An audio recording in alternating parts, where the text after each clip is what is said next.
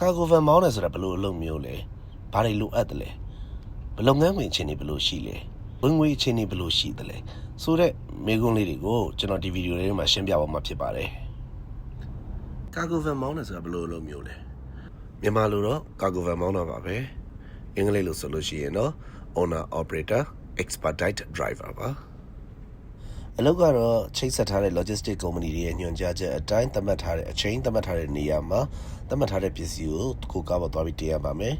ပြီးသွားလို့ရှိရင်သူတို့ deliver လုပ်ခိုင်းထားတဲ့သတ်မှတ်ထားတဲ့အချိန်သတ်မှတ်ထားတဲ့နေရာကိုနောက်မကျဘဲနဲ့ပစ္စည်းကိုရောက်အောင်ပို့နိုင်ရပါမယ်မောင်းကြီးကတော့တမိုင်ကို65စက္ကန့်နဲ့$1.2လောက်ထိကျွန်တော်တို့ရတတ်ပါတယ်ဒါဆိုရင်တစ်ပတ်ကိုဘယ်လောက်ဝင်မလဲဆိုတော့တခြားလူတွေတော့ကျွန်တော်မပြောတော့ကျွန်တော်စီနီယာတွေပေါ့နော်ကျွန်တော်ကတော့တစ်ပတ်ကိုအနည်းဆုံးမိုင်2500နဲ့4000ကျားမောင်းပါတယ် owner operator တယောက်ဖြစ်လာဖို့ဘာတွေလိုအပ်တယ်လဲ owner operator တယောက်ဖြစ်လာဖို့အတွက်ကာဂိုဗန်တစ်စီးလိုအပ်ပါတယ်နိုင်ငံတွင်းနေထိုင်ခွင့် status တစ်ခုခုလိုအပ်ပါတယ် citizen သို့မဟုတ် permanent resident သို့မဟုတ် EAD card လို့ခေါ်တဲ့ကျွန်တော်တို့ work authorization card လေးတစ်ခါအဲ့ဒါရှိဖို့လိုအပ်ပါတယ်နောက်တစ်ချက်က driver license ရှိဖို့လိုအပ်ပါတယ်နောက်ဆုံးချက်ကတော့ commercial insurance ရှိဖို့လိုအပ်ပါတယ် owner operator လို့ကိုဘယ်လိုလူတွေလုပ်လို့အဆင်ပြေနိုင်မလဲဆိုလို့ရှိရင်1ခီးသွားတာဝါသနာပါတဲ့လူ2ကားမောင်းတာဝါသနာပါတဲ့လူ3အချိန်တိုအတွင်းမှာငွေများများရှာခြင်းတဲ့လူ4အိမ်ကိုလှည့်ကြည့်စရာမလိုပဲစိတ်ချလက်ချထားခဲ့လို့ရတဲ့လူ5တကိုယ်ကြီးတခါရသမားတွေဒီလိုလူမျိုးတွေလုပ်ဖို့အဆင်ပြေပါလိမ့်မယ် owner operator အလုပ်ရဲ့ကောင်းတဲ့အချက်တွေကတော့လွတ်လပ်ပါတယ်ဆိုတော့ဘယ်လိုလွတ်လပ်တယ်လဲဆိုတော့ကျွန်တော်တို့အလုပ်ကိုလုပ်ချင်တဲ့နေ့မှာလုပ်ပြီးမလုပ်ချင်တဲ့နေ့မှာနားလို့ရပါတယ်အလုပ်ချိန်ကန့်သက်ချက်မရှိတဲ့အတွက်ဝင်ငွေကိုလုံးနိုင်တဲ့လောက်ကိုရပါတယ်အများတန်းခရီးသွားနေရတာမို့လို့အမေရိကန်ပြည်နယ်အနှံ့နဲ့ကနေဒါအထိရောက်နိုင်ပါတယ်ကောင်းတာလေးပြောပြီးသွားပြီဆိုတော့ဒီ owner operator အလုပ်ရဲ့အားနည်းချက်ကလေးတွေကိုလည်းပြောပါမယ်ခင်ဗျာ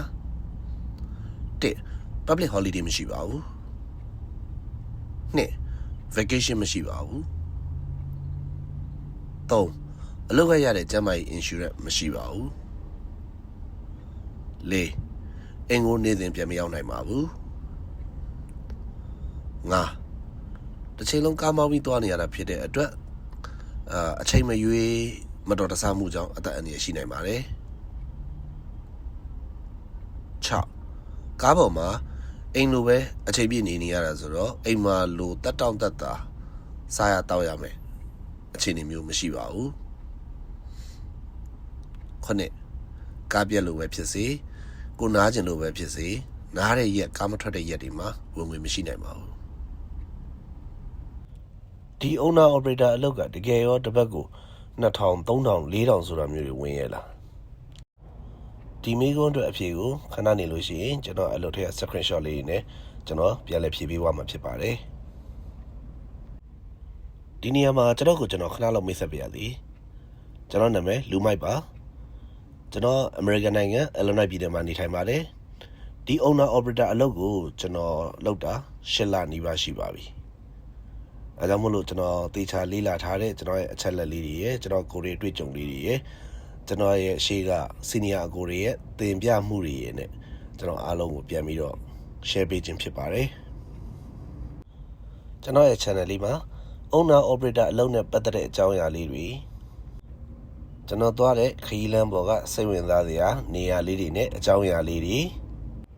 အမေရိကန်နိုင်ငံအကြောင်းစိတ်ဝင်စားစရာအချက်လက်လေးတွေကိုတင်ဆက်တော့မှာဖြစ်တဲ့အတွက်တင်သမျှဗီဒီယိုတိုင်းကိုအချိန်နဲ့တပြေးညီကြည့်ရှုအားပေးနိုင်အောင်လို့ notification လောင်းလေးကိုနှိပ်ခဲ့ဖို့မမေ့ပါနဲ့ခင်ဗျာဒီ screenshot လေးရဆိုလို့ရှိရင်ကျွန်တော်မောင်းနေတဲ့ကာလာအတွင်းမှာတွေ့ခဲ့ရဘူးတဲ့ payment ကောင်းတဲ့ order တွေကတချို့ပဲဖြစ်ပါတယ်ဘာလို့ payment ကောင်းတဲ့ order တွေလို့ပြောရတာလဲဆိုတော့ payment မကောင်းတဲ့ order တွေလည်းရှိပါတယ်ဒီဗီဒီယိုလေးကိုကြည့်ပြီး owner operator တယောက်အနေနဲ့ cargo van လုပ်ငန်းစတင်နေတယ်ဆိုလို့ရှိရင်ဘာတွေပြင်ဆင်ဖို့လိုအပ်တယ်ဆိုတာကိုကျွန်တော်ရဲ့နောက်ဗီဒီယိုလေးမှာအသေးစိတ်ရှင်းပြပေးမှာဖြစ်ပါတယ်ဒါကြောင့်မို့စောင့်ကြည့်အားပေးကြပါခင်ဗျာကျေးဇူးအများကြီးတင်ပါတယ်